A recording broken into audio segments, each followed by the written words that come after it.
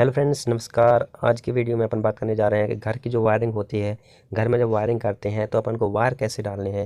1 mm, 1.5 mm, 2.5 mm, 4 या 8 से वाला जो भी है, ये अपन किस तरह से ये जो घर की वायरिंग है इसको करते हैं। कितने की वायर डालेंगे, है ना, कितने की वायर अच्छी रहेगी, जिससे अपने पंखे के लिए कितने की वायर डालना है, एसी के लिए कितने की वायर डालना है, कूलर के लिए, बल्ब के लिए, हर एक चीज़, है ना। तो चलिए स्टार्ट करते हैं शुरू से। और जो लोग नए हैं वो इस चैनल को सब्सक्राइब करके ज़रूर जाना। तो जो 1 mm है वो यदि अंडरग्राउंड फिटिंग है तो 1 mm के लिए आपको मैक्सिमम 100 वाट ही इस्तेमाल करना है। जैसे 100 वाट में क्या क्या आ जाता है मैं आपको आज बता रहा हूँ। जैसे कि फॉर एग्जांपल बल्ब हो गए, है ना, बल्ब में आप 1 mm का वायर डाल दीजिए पॉइंट में। सीलिंग फैन हो गया, इसमें भी 1 mm चल जाएगा। जैसे कूलर हो गया, उसमें भी 1 mm चल जाएगा। कूलर मतलब दोस्तों जो बोर्ड होता है, बोर्ड में यदि आपको कूलर चलाना है या पंखा चलाना है, मिक्सी चलानी है, इन सब के लिए 1 mm वायर का पॉइंट जो होता है वो पर्याप्त होता है। तो कभी भी आप जैसे 1 mm का इस्तेमाल करना है तो उन जगहों के लिए है जहाँ पर 100 वाट, 100-200 वाट के आसपास जो लोड होता है वो चले, है ना। अब चलिए बात करते हैं 1.5 mm के बारे में। तो दोस्तों जो 1.5 mm होता है, 1.5 mm वहाँ यूज होता है जहाँ इसका वाटेज थोड़ा सा बढ़ जाता है लेकिन ज़्यादा नहीं रहता, है ना। जैसे कि अपन ये दो दो बल्ब हैं, दो बल्ब हैं, पंखा है ना। तो इनके लिए अलग अलग से न्यूट्रल वायर तो जाएगा नहीं, सभी के लिए दो दो वायर तो ले जाएंगे नहीं। तो अपन क्या करते हैं कि फेस तो चला गया सब में, है ना, ये 1 mm चला गया फेस। अब क्या होता है कि जो न्यूट्रल होता है, न्यूट्रल को अपन दूसरे कलर से ले जाके हैं, इस तरह से ले जाते हैं, इस तरह से। और 1.5 mm की वायर यदि न्यूट्रल की है, इससे हल्की मोटी है, तो इसे क्या करते हैं कि जैसे बल्ब है तो बल्ब का भी जो अपन न्यूट्रल है वो इसके दे दिए, है ना। पंखे का न्यूट्रल है वो भी अपन इससे आगे जाके जोड़ दिए, और जो एक और बल्ब का पॉइंट है उसका भी आगे जाके अपन ऐसे जोड़ दिए। तो इस तरह से अपन 1.5 mm वायर का यूज़ करते हैं, जो आराम से इन सब के लिए वो सह लेता है ना। दोस्तों एक चीज़ ध्यान रखिए कि न्यूट्रल और फेस, फेस तभी काम करता है जब न्यूट्रल उसको मिले, अन्यथा वो काम नहीं करता।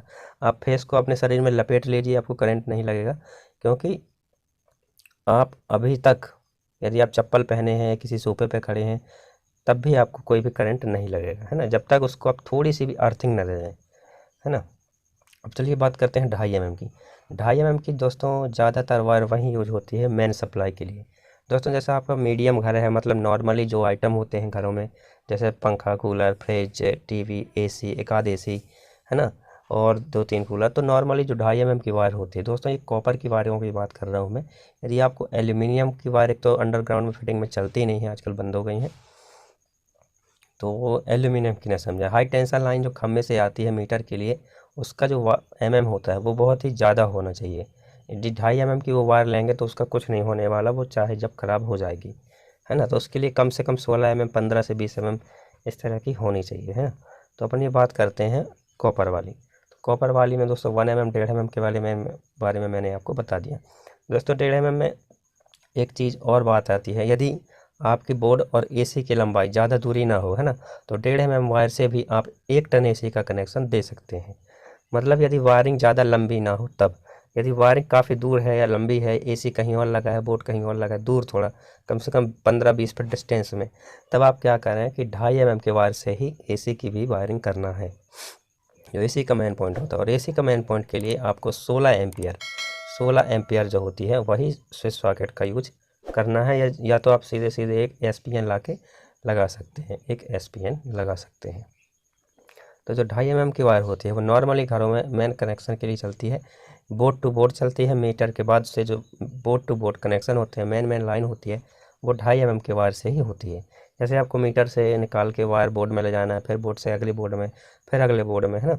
तो इस तरह से वो जो है 2.5 mm का वायर यूज करते हैं, है ना। दोस्तों 2.5 mm का जो वायर होता है उसी में आपको 16 एम्पियर का स्विच सॉकेट लगाना है। जहाँ भी आपको पावर बोर्ड की ज़रूरत हो तो आपको 16 एम्पियर का ही स्विच सॉकेट लगाना है, और वो वायर 2.5 mm की होनी चाहिए। क्योंकि दोस्तों 16 एम्पियर का आप स्विच सॉकेट तो लगा दोगे, लेकिन यदि आप 1 mm के में कनेक्शन कर दोगे तो वायर आपकी गर्म हो जाएगी, स्विच सॉकेट को कुछ नहीं होगा, है ना। इसलिए 16 एम्पियर स्विच सॉकेट के हिसाब से, मतलब लोड जो है ज़्यादा है, जैसे एसी का है 1.5 टन 2 टन, मान लो एसी लगा दिए, तो 6 एम्पियर स्विच सॉकेट तो काम करेंगे नहीं, वो तो जल्दी ख़राब हो जाएंगे। इसलिए गीजर हो या हैवी, जो भी हैवी आइटम है, उसको कुल मिला के आपको 16 एम्पियर स्विच सॉकेट से चलाना है, और बाकी को उससे कम में, है ना। तो 2.5 mm का मैंने बता दिया। अब दोस्तों जो 4 mm होता है, ये जो 4 mm वायर है ये वहाँ यूज होगा जहाँ पर थोड़ी सा घर का लोड जो होता है वो हैवी होता है। मतलब नॉर्मल घर से जैसे 2-4 परिवार हैं ना, 2-4 परिवार हैं तो जैसे अलग अलग रूमों हैं, अलग अलग मतलब घर होगा जिसके हिस्सा बंटवारा इस टाइप से, तो 4 mm का वायर यूज वहाँ होता है। देखिए दोस्तों, पहली चीज़ कि जिस घरों में 4 mm 6 mm या 8 mm या 16 mm की ज़रूरत होती है वहाँ पर हमेशा 3 फेज़ का यूज़ होने लगता है दोस्तों। वहाँ पर 3 फेज़ कनेक्शन आपको देखने को मिलेंगे, और जो 3 फेज़ कनेक्शन होते हैं उसको अपन डिवाइड कर देते हैं सभी में। जैसे घर में ज़्यादा लोड हो जाता है 1000 वाट या 2000 वाट से, तो वहाँ पर 1 2 के से ज़्यादा यदि लोड हो गया आपके में, तो आपको वहाँ पे 3 फेस मीटर जो है लग जाता है। और जो 3 फेस मीटर होता है दोस्तों, उससे आप 3 फेस होते हैं तो तीनों फेस को डिवाइड करके वायरिंग जो होती है वो अलग अलग कर दी जाती है। तो आई होप दोस्तों आपको समझ में आ गया।